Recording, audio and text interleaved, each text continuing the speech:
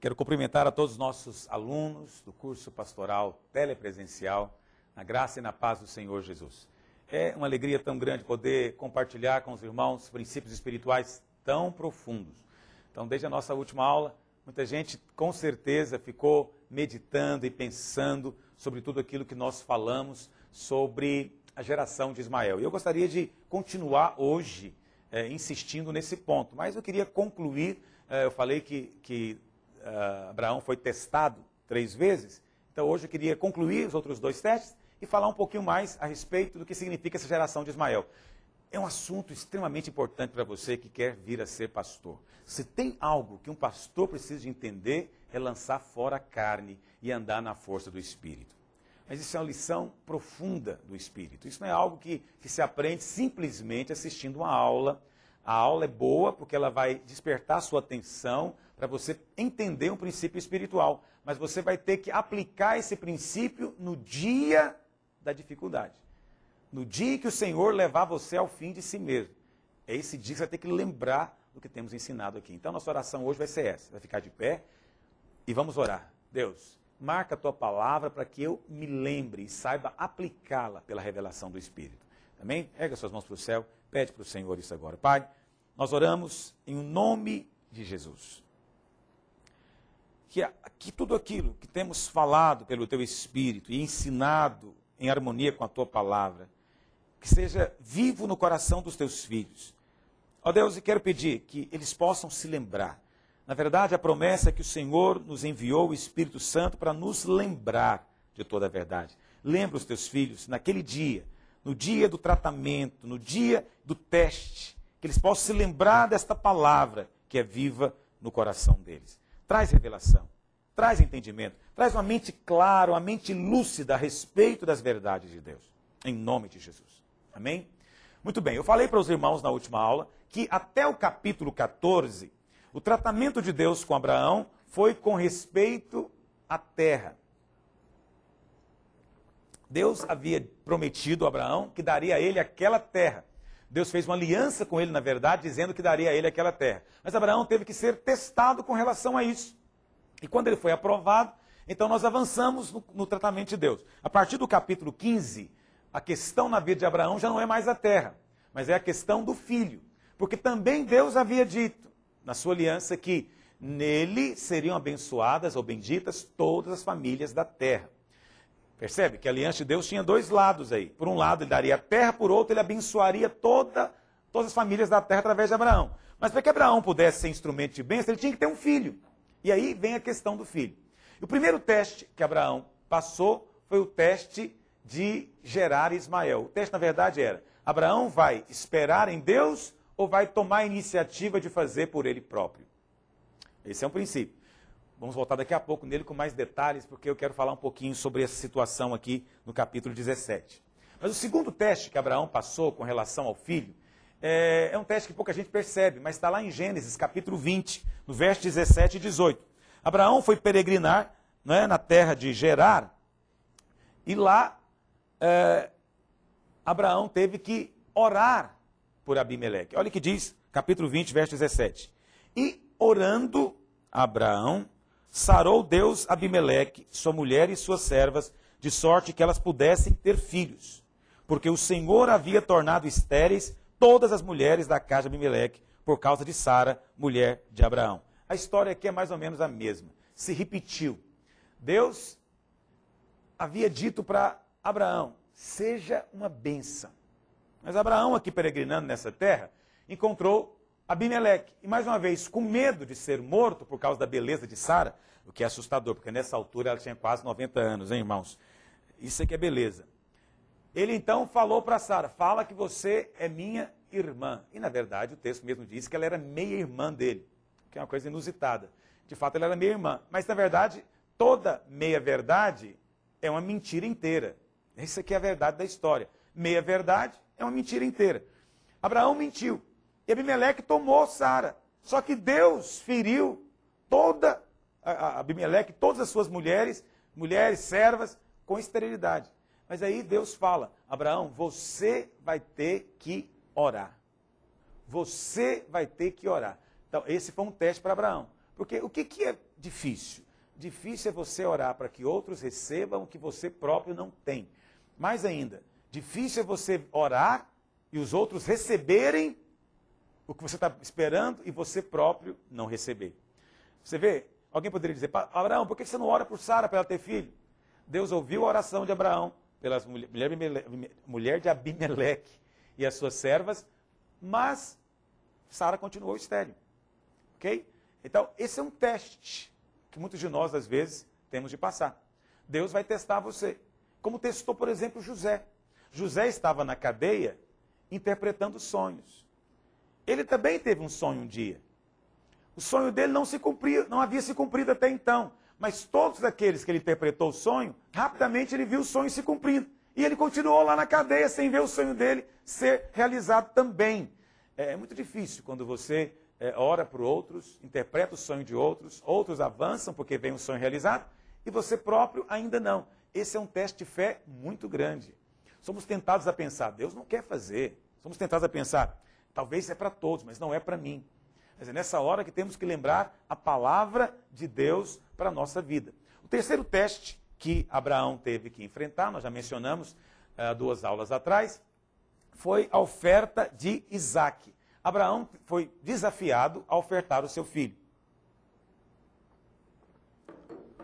Então, isso aqui, na palavra de Deus, nos fala de alguns princípios. A primeira coisa que a gente vê é que depois que Isaque nasceu, Deus não quer mais que Ismael e Isaque fiquem juntos. Deus não quer que Ismael e Isaque fiquem juntos. Então, Deus precisou de separar. Separação é um princípio espiritual. Eventualmente, para você avançar ministerialmente, Deus vai separar você de certas pessoas. Às vezes, amigos que andam com você há décadas vão ter que afastar, porque Deus vai separar. Quando isso acontecer, não fique desanimado. Entende? Talvez Abraão ficou um pouco triste de ter que separar de Ló, mas era o princípio de Deus. Abel tem que ser separado de Caim. Entendeu? Os filhos de Deus não deveriam se unir com as filhas dos homens. É um princípio espiritual que Jacó não vai poder ficar junto com Esaú. E também Isaque não pode ficar junto com Ismael. Em outras palavras, isso é só alegoria. O que é do Espírito não pode ser misturado com o que é da carne. Você tem misturado coisas. O que é do Espírito não se mistura. Ok? Isso vale para relacionamentos também. Às vezes tem pessoas que relacionam com você e elas vão ser impedimentos de Deus na sua vida. Porque há um princípio sério aqui. O quanto você pode alcançar em Deus depende muito de quem você permite ao seu derredor. Porque as pessoas ao seu derredor vão determinar força ou fraqueza em você. As pessoas ao seu derredor vão até determinar que tipo de experiências você vai ter em Deus. Por isso, seja criterioso com aquelas que fazem parte da sua convivência e que falam na sua vida, para que você possa avançar em Deus. Ok? Não precisamos de ter respeitos humanos nessa questão. Mas o teste, no final das contas, é que Deus pediu para Abraão entregar o seu filho em holocausto. Por que Deus fez isso? Por que Deus pediu para Abraão entregar o seu filho em holocausto? Primeiro, Deus pediu isso porque fazia parte da aliança. Nós estudamos isso há 2 aulas atrás. Eu estou repetindo porque é um ponto fundamental. Para que Deus pudesse legalmente enviar o seu filho, era necessário que Abraão, como parceiro de aliança, não negasse o dele, o seu próprio. Ok? Então, uma vez que Abraão, parceiro de aliança, não negou para Deus o seu filho único, mas o colocou no altar para ser sacrificado, Deus agora também não pode negar o seu. E nem quer. Deus agora legalmente pode enviar o seu único filho para morrer, unigênito, para morrer na cruz no nosso lugar. Então, aquele momento ali foi um momento profético tremendo. Então, é um dos capítulos mais importantes do Velho Testamento, diria, de toda a Bíblia. Por quê? Porque ali, historicamente, nós vemos um cumprimento tremendo do plano final de Deus. E por isso que Abraão é tão importante na história bíblica. E por isso Abraão é alguém que é reverenciado pelas 3 grandes religiões monoteístas, não é verdade? Então, você tem aí, Abraão é o pai dos judeus, os judeus reverenciam. Também os muçulmanos dizem que Abraão é o pai deles, porque na verdade eles vieram de Ismael, são ismaelitas, então Abraão de fato é o pai deles. E o próprio cristianismo também precisa reconhecer que somos filhos de Abraão. Não são só os judeus filhos de Abraão, os que creem também são filhos de Abraão. A segunda razão que Abraão precisava de entregar o seu filho é que Abraão havia aprendido até então a não usar a sua força para gerar algo para Deus. Mas agora havia algo mais profundo a se aprender ainda. Que Abraão não deveria se apegar demasiadamente a nada, mesmo aquilo dado por Deus. Mesmo aquilo dado por Deus. Esse é um teste que muita gente bomba nele. Muitos pastores se apegam à sua igreja. Aquela igreja, aquele rebanho, aquele ministério, foi o Isaac. Ele veio por graça, ele veio na força de Deus, ele veio depois de muito teste, não é? Muita crise. E o pastor então vê ali a sua igreja e é vitória. Mas eventualmente Deus pode pedir essa igreja. E é isso que depende toda a história posterior. Ok? Se Abraão tivesse negado Isaac, a aliança estaria anulada, cancelada. Deus também vai requerer de você eventualmente. Né? Nós estamos esses dias envolvidos no alvo de abrir igreja. Esse ano, aqui em Goiânia, nós queremos abrir 60 igrejas no estado, fora aquelas que abriremos no Brasil, nos demais estados. E alguém me perguntou esses dias, pastor, você não tem receio de enfraquecer a obra em Goiânia? Você está enviando 60 obreiros? Isso vai enfraquecer. Você não tem medo? Não é melhor ser cauteloso? Bem, a palavra parece sábia, mas eu disse para a pessoa, eu falei, não, eu não tenho medo, eu tenho certeza que enviar 60 obreiros vai enfraquecer a obra em Goiânia. Eu tenho certeza absoluta que nós vamos sofrer, vamos ter muitas dificuldades. Por quê? Nós não estamos enviando os piores, estamos enviando os melhores. São aqueles que fizeram seminários, são aqueles que frutificaram mais, aqueles que mais levam pessoas para o encontro, mais multiplicam células. São esses que estão sendo enviados. Então, estou enviando os mais frutíferos. É óbvio que eu vou sofrer. Ah, então não envie. Não, mas é assim mesmo. A obra de Deus implica em sacrifício. Você tem que abrir mão de Isaac. Você abre mão por amor ao reino de Deus. Então, é porque eu estou dispondo a semear, é que eu vou colher essas 1000 igrejas. Se não houver semeadura, não há colheita. Muita gente está querendo colher sem sacrifício algum, sem implicar em dor, em perda alguma. Aí você fala, pastor, mas o sacrifício não está cancelando e anulando a graça? Não, de jeito nenhum. Eu estou sacrificando porque eu creio de fato é na graça. É que eu dando o melhor para Deus, Ele é poderoso até para ressuscitar Isaac dentre os mortos. Ele é poderoso até para pegar a minha igreja mais enfraquecida e torná-la maior. Na sua graça Ele pode fazer isso. Então eu estou fazendo é por fé. Até o sacrifício procede de fé. Porque na verdade o sacrifício é só a dor da obediência. É a dor de obedecer. Então eu não sacrifico para receber algo de Deus. Não é uma troca. Eu sacrifico para poder obedecer. Porque a obediência eventualmente vai implicar em renúncia. Amém? Muito bem. Vamos avançar aqui. Como eu disse para vocês, na nossa aula anterior, eu queria me dedicar um pouquinho ainda falando sobre a graça de Deus para o cumprimento do propósito do Senhor. Ok? Então, o propósito de Deus, ele se cumpre é por causa da sua graça, não é por causa do nosso mérito. Deus não nos escolheu baseado em nossa capacidade. É engano seu pensar que Deus escolheu você porque você era mais talentoso. Às vezes eu ouço essa tolice. Ah, Deus escolheu Paulo porque Paulo era letrado, formado, e por isso ele fez mais para Deus. Por favor, renova a sua mente. Paulo disse que considerou tudo como esterco. Ele ia pregar com temor e tremor. Paulo frutificou porque ele lançou tudo isso fora. Não é por causa dos seus talentos e habilidades que você vai frutificar para Deus. É por causa do poder dele. E se não for pelo poder dele, vai ser Ismael. É comum ouvir essa tolice, né? Ah, se o apresentador da televisão fulano se convertesse, como ele seria usado por Deus? Antes de ser usado por Deus, Deus teria que levar ao fim todos os talentos que ele julga ter. Quantos, já viram, não sei se onde você mora tem aquele famoso homem da cobra. Hoje em dia não tem muito mais. O homem da cobra ficava ali na feira, essas feiras dos bairros, né? E ele ficava ali com uma caixa, supostamente tinha uma cobra ali, e ele ia fazendo toda aquela, né, aquele devorteio ali, para atrair a atenção das pessoas. Mas no final ele queria vender um xarope. Muita gente comprava o xarope. Aí um dia eu ouvi alguém dizendo, se esse homem da cobra usasse esse talento para pregar o evangelho.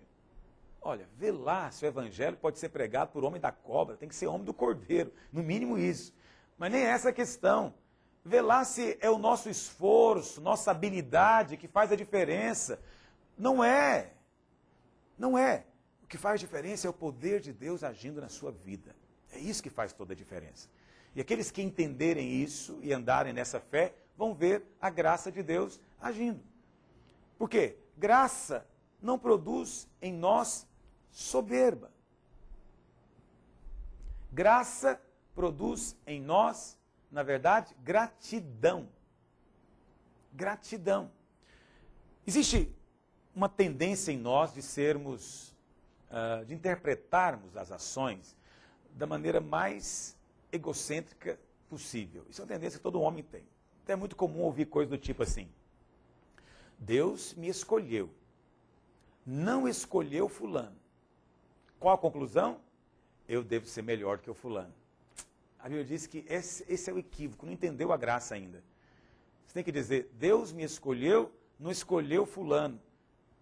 E o fulano é até melhor do que eu. Por que Deus me escolheu? Graça, é graça.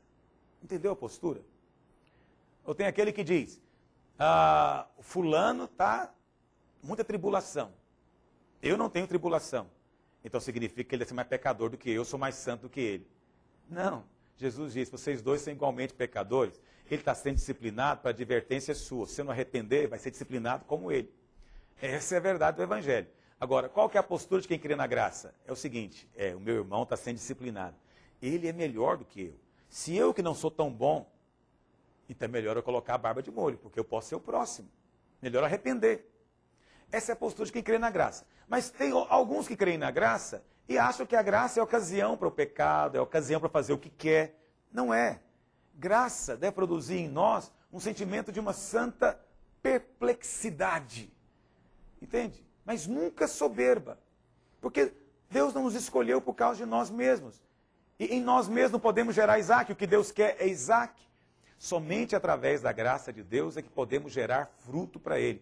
Todo fruto procede de graça. Não significa que você vai ficar passivo. Não vou trabalhar, não vou pregar, não vou fazer nada, porque é tudo pela graça. Essa é a interpretação equivocada. É muita graça que você seja chamado de servo de Deus. É muita graça que você seja chamado de cooperador, ajudante de Deus. Porque o Deus que não é servido por mãos humanas, que criou todas as coisas pela sua palavra, precisa de ajudante? Precisa de servo?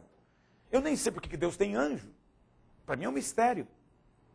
Mas uma coisa eu sei, Deus nos chamou e nos designou para cooperar com Ele em muita coisa.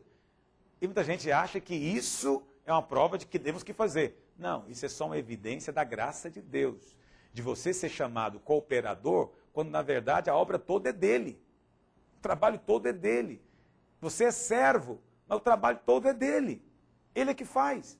Não é verdade? Faz através de nós. Então, compreender a graça é muito importante. Saber aplicar essa graça no dia a dia é fundamental. Nunca confunda graça com passividade, portanto.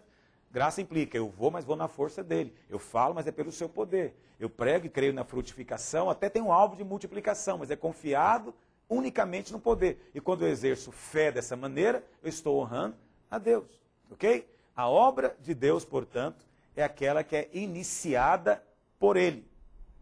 A obra de Deus é aquela que é iniciada por Ele, é feita na força dEle, para que no fim a glória seja somente dEle.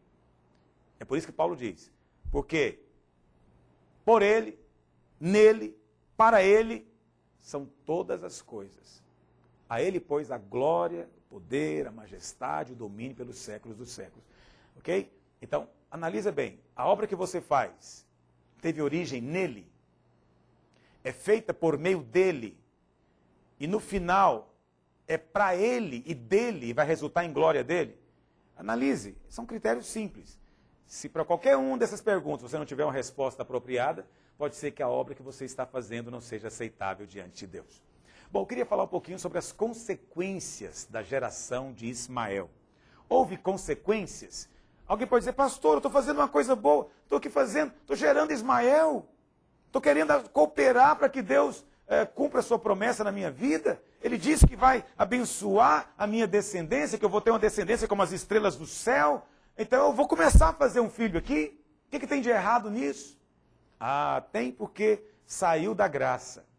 Tudo que não vem de fé mediante a graça é pecado. Tem gente que acha que é só a salvação que é pela fé mediante a graça. Não é. A vida cristã é pela fé mediante a graça. E o ministério do pastor é pela fé mediante a graça. Nós só temos obra por causa da graça. Só temos frutos por causa da graça. E para isso precisamos de crer. Nossa parte na história é crer. Ok? Muito bem. Então há consequências quando nós não andamos pela graça. Significa que andamos por esforço próprio, entendimento próprio, sem dependência de Deus. Portanto, não vem de fé. E ninguém pode agradar a Deus a não ser pela fé. Os que não andam pela fé não agradam a Deus. Abraão aqui, infelizmente, não andou pela fé. Fez pela força própria. Então, vamos ler a primeira consequência disso. Lá em Gênesis 16, verso 16, no final do capítulo, diz o seguinte: era Abraão de 86 anos quando Agar lhe deu à luz Ismael. Quantos anos tinha Abraão? 86. Quando nasceu Ismael. Agora, olha o versículo seguinte, capítulo 17. Você pensa que aconteceu no outro dia, né? Você pensa que acabou o capítulo 16, o 17 é no outro dia. Olha o que diz. Quando atingiu Abrão a idade de 99 anos, apareceu-lhe o Senhor. Presta atenção. Ismael nasceu, Abraão tinha 86. Deus só foi falar com ele quando ele inteirou 99. Isso significa o quê? Foi 13 anos. 13 anos sem liberar uma palavra a Abraão. Olha a consequência de gerar Ismael. 13 anos. 13 anos e Abraão não ouviu nada da parte de Deus. Então isso mostra a gravidade da carne na nossa vida. Ela corta a nossa conexão espiritual. Ela corta a nossa ligação espiritual, nossa comunhão, de tal maneira que nós não percebemos a palavra que Deus tem para nós hoje. Ok? O que Deus tem para nós hoje. Então, para Deus, esse período aqui de 13 anos foi um tempo perdido. Abraão não ganhou nada. Ele só perdeu. Por quê? Porque a carne, ela anula a necessidade de fé. E hoje a fé permanece. Ok? A fé permanece. E é interessante que Deus nem considera Ismael. Ismael era filho de Abraão ou não? Era. Agora, vai lá para o capítulo 22, verso 2. Olha o que Deus diz para Abraão. Acrescentou Deus: toma teu filho, teu único filho, Isaque. Que coisa, hein? Deus desconsiderou Ismael.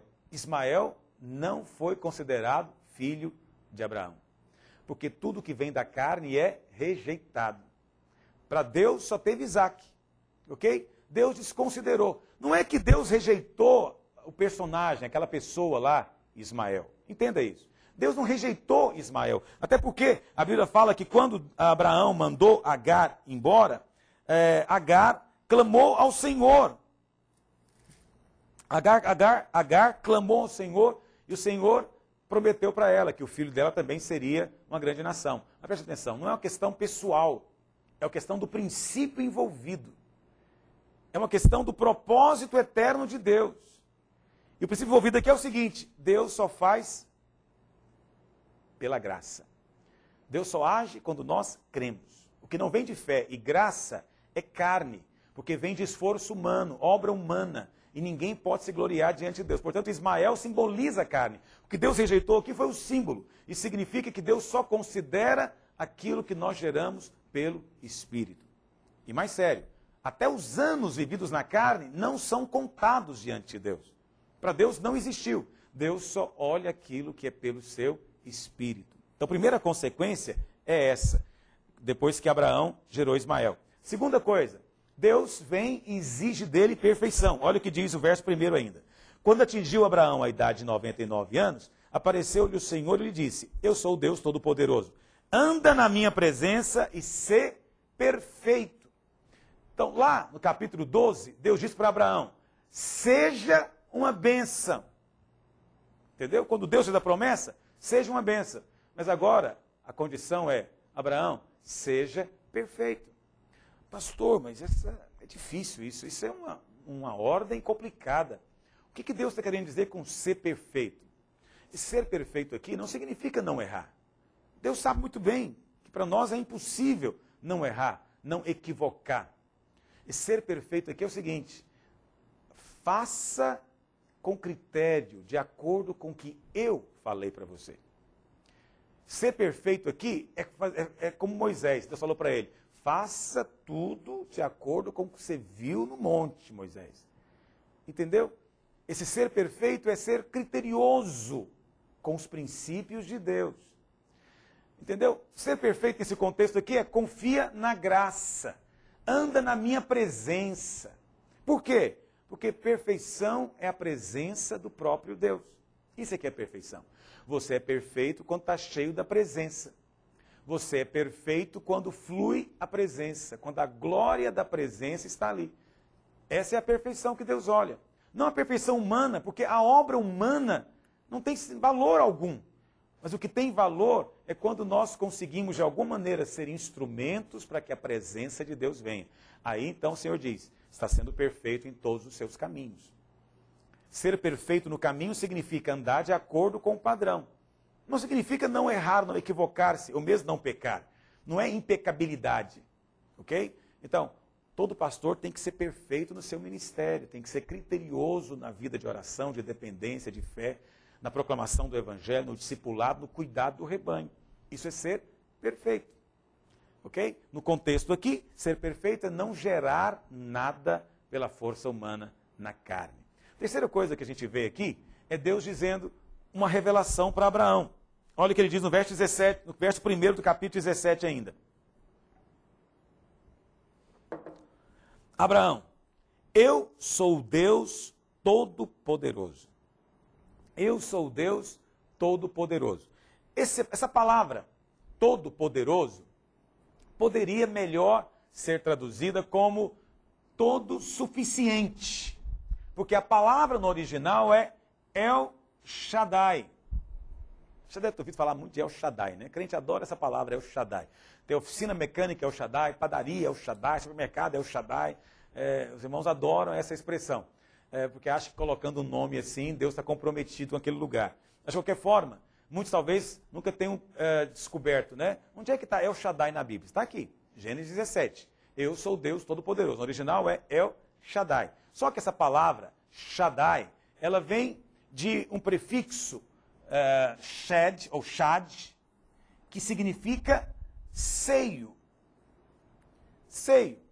Então, Shaddai, alguns comentaristas acreditam, e eu também concordo, provavelmente significa um seio inexaurível.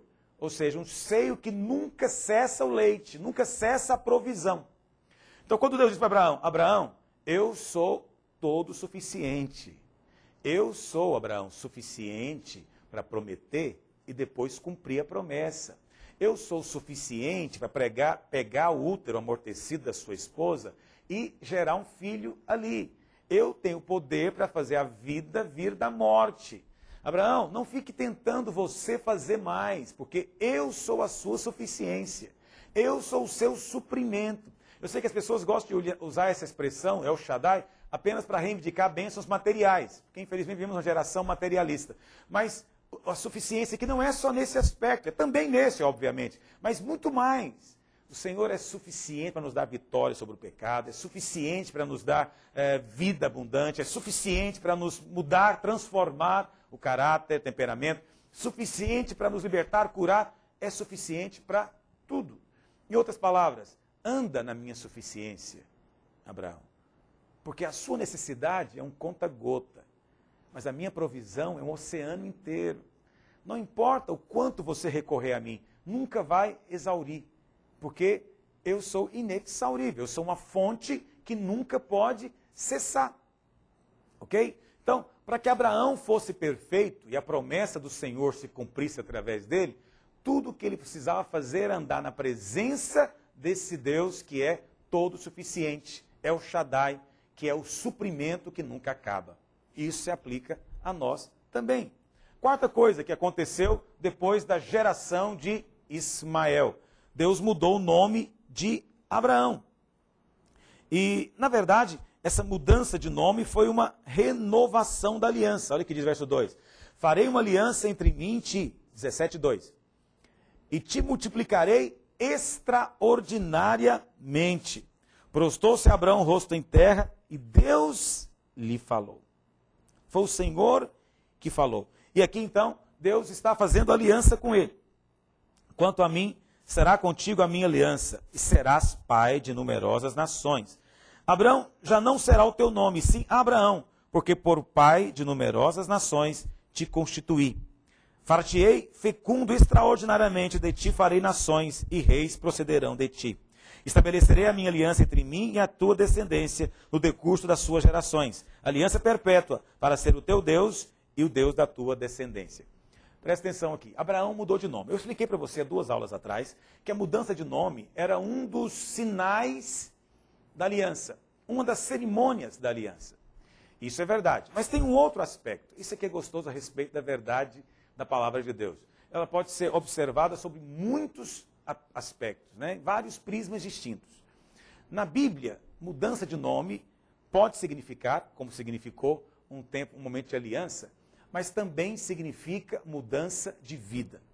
Todas as vezes que Deus muda o nome de um homem na Bíblia, está mudando a sua vida. Foi assim com Jacó. Quando é que Jacó foi transformado em Israel? Jacó foi transformado em Israel no dia em que ele lutou com Deus, porque queria ser mudado, queria ser transformado. Aí Deus falou, você antes era Jacó. Jacó é enganador, agora você vai ser Israel, príncipe de Deus. Mudou de vida, ok? Quando Deus mudou o nome de Pedro, lembra? Lá em Mateus capítulo 16, Deus chega para os discípulos e fala, quem diz o povo ser o filho do homem? Eles falam, uns falam Elias, Jeremias, tarará. E o Senhor fala, e vocês? Quem vocês dizem que eu sou? Pedro se levanta e fala, eu sei quem tu és. Tu és o Cristo, o Filho do Deus vivo. Aí o Senhor responde para Pedro, bem-aventurado és Simão Barjonas. Simão Barjonas, porque não foi carne e sangue quem te revelou, mas meu Pai que está nos céus. Também agora eu te digo que tu és Pedro. Você era Simão Barjonas, agora você é Pedro. E sobre esta pedra, que sou eu, Filho de Deus, edificarei a minha igreja. Então presta atenção. Quando o Senhor mudou, quando Pedro teve a revelação tem uma característica. Ela muda a nossa vida. Ninguém é o mesmo depois de uma revelação. A partir do momento em que Simão Barjonas entendeu que Jesus é o Cristo, o Filho de Deus, naquele momento ele foi transformado. Ele deixou de ser Simão e passou a ser Pedro. Ok? Então, são 2 casos para te explicar. Abraão também é a mesma coisa. Abraão, sua vida tem que ser mudada. Uma vez que agora você está entendendo que você tem que andar na minha presença, ser perfeito, e eu sou o El Shaddai suficiente, isso tem poder para mudar você. Toda mudança vem depois de uma revelação. Abraão aqui está conhecendo algo de Deus que ele não conhecia, o El Shaddai. E por isso o Senhor falou, agora você vai ser Abraão. Em outras palavras, Abraão, é o seguinte, já fiz aliança com você, você se lembra no capítulo 15, mas logo em seguida você veio e gera Ismael. Então eu vou mudar o seu nome para você se lembrar que eu vou cumprir a aliança. E cada vez que alguém chamar você, vai chamar agora do novo nome, Abraão. Para que você lembre que você vai ser pai de nações. Está me ouvindo? Você vai ter sua mente renovada. Você vai ter sua mente transformada. Você é Abraão. E não tente mais fazer por si próprio. Mas creia, eu vou fazer. Estou fazendo aliança com você. Ok? O propósito de Deus somente pode ser cumprido quando Deus nos transforma. Ou seja, só quando somos de fato gerados. Deus quer que Abraão gere, mas antes disso, Abraão tem que ser transformado. Você também quer gerar para Deus? Antes tem que ser transformado. Nós queremos ou desejamos que a nossa igreja cresça, porque queremos gerar filhos para Deus, precisamos de ser transformados. Ok? A quinta consequência, resultado do fato de Abraão gerar Ismael, foi o estabelecimento da circuncisão. Eu também falei para você, há 2 aulas atrás, que a circuncisão foi um sinal da aliança. E isso é verdade, é também um sinal da aliança. Só que não é só isso. É também tem um significado maior. Eu queria te falar, à luz do Novo Testamento, pelo menos 4 significados da circuncisão. Mas antes disso, leia aí no capítulo 17, verso 9 e verso 11. Diz assim: Disse mais Deus a Abraão: Guardarás a minha aliança, tu e a tua descendência no decurso das suas gerações. Esta é a minha aliança, que guardareis entre mim e vós e a tua descendência. Todo macho entre vós será circuncidado na carne do vosso prepúcio. Então, a circuncisão, em primeiro lugar, é óbvio, está aqui, é um sinal da aliança entre Deus e Abraão. Também uma aliança entre Deus e a descendência de Abraão, até que viesse aquele a quem foi feitas as promessas, que é o Senhor Jesus. Ok? Com certeza tem a ver com a aliança. Mas Deus também não quer ter um povo relacionado com a carne. Abraão, quando gerou Ismael, mostrou a carne. Deus está dizendo: olha, Abraão, através de você eu quero gerar um povo, mas eu não quero que esse povo tenha nada a ver com a carne. O que a circuncisão significa? Então eu coloquei aqui, esse é o ponto 2 nosso.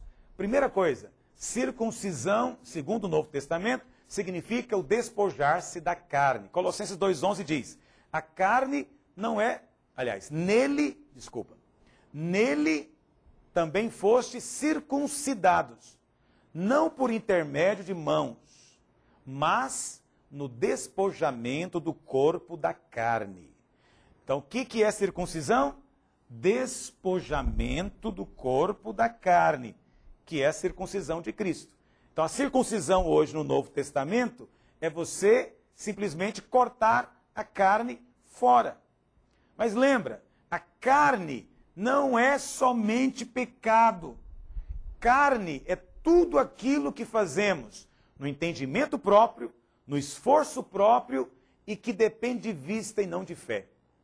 Tudo aquilo que fazemos quando andamos por vista, tudo que fazemos pelo entendimento próprio, natural, tudo que fazemos na força do braço próprio, tudo isso para Deus é carne. E foi isso que significou Ismael. Ismael não é coisa feia, Ismael não foi prostituição, Ismael não foi roubo, não foi assassino, nada disso. Ismael foi só Abraão tentando cumprir a vontade de Deus na força própria, na força do braço. Aí Paulo vem e diz então que a circuncisão verdadeira é o despojamento do corpo da carne. Isso é a verdadeira circuncisão, é rejeitar o esforço próprio, o entendimento próprio, não andar pelo natural. Ok? Então lembra disso, a circuncisão foi estabelecida depois do nascimento de Ismael. Para mostrar o quê? Para mostrar que a força de Abraão tem que ser cortada fora. Para que o propósito de Deus se cumpra, há necessidade de alguém que ande por fé, confiado na graça. Ok? Confiado na graça. Lá em Romanos, capítulo 4, verso 11, abre aí a sua Bíblia. Estou lembrando desse versículo. Ele é um versículo que, Romanos, capítulo 4, verso 11, diz assim: E recebeu o sinal da circuncisão como selo da justiça da fé.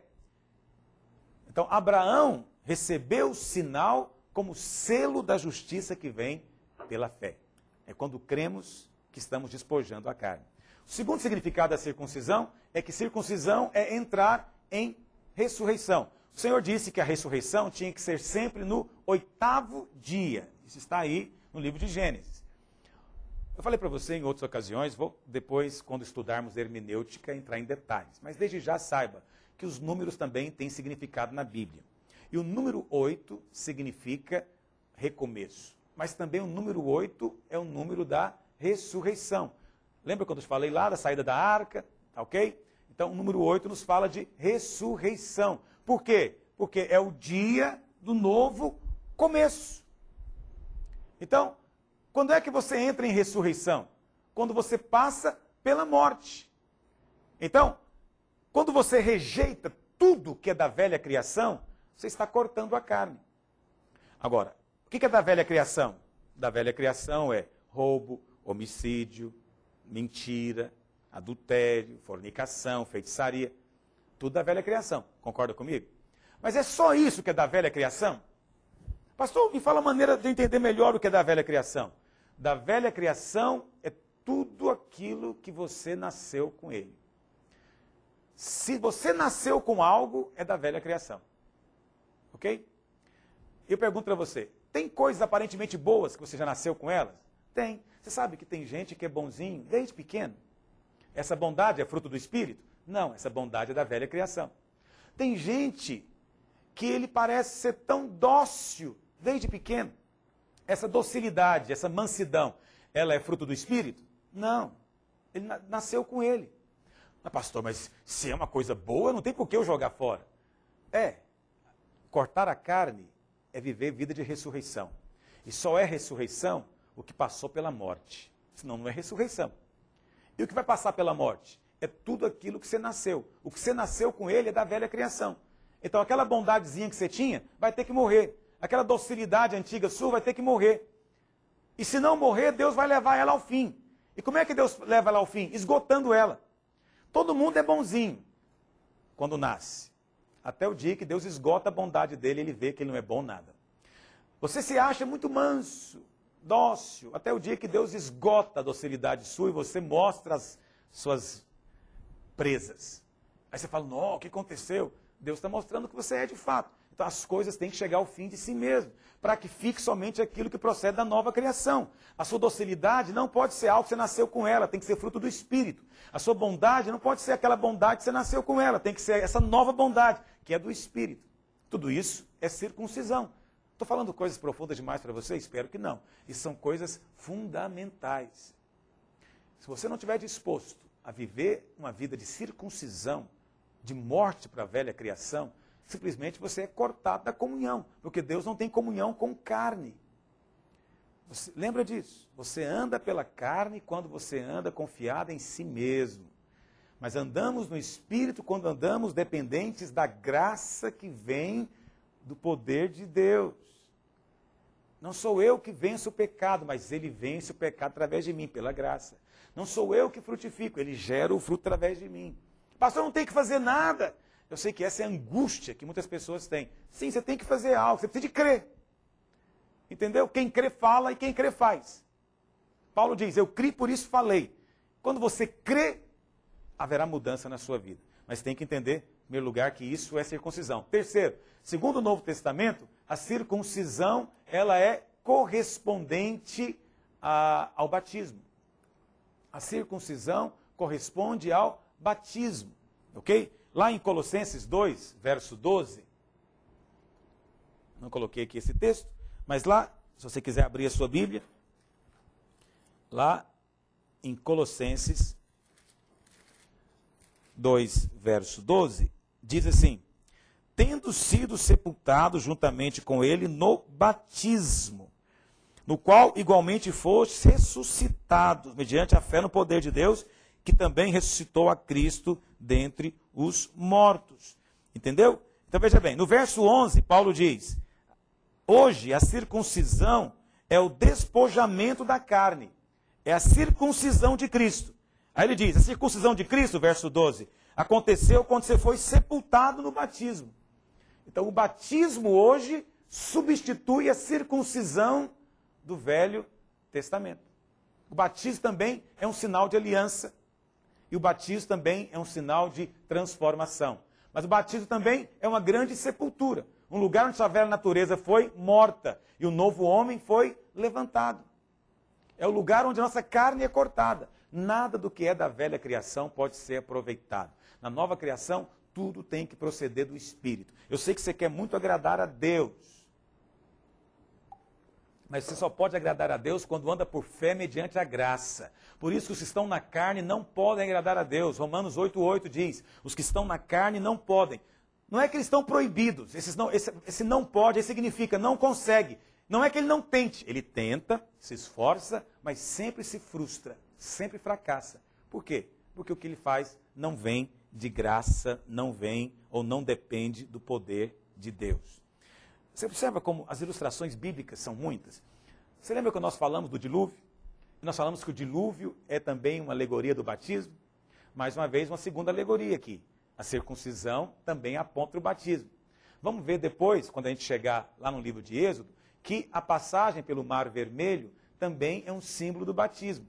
Então, as verdades bíblicas não são tantas assim. Os princípios bíblicos não são muitos assim. Mas as ilustrações que o Espírito Santo lança mão para nos ensinar são muitos e são variados.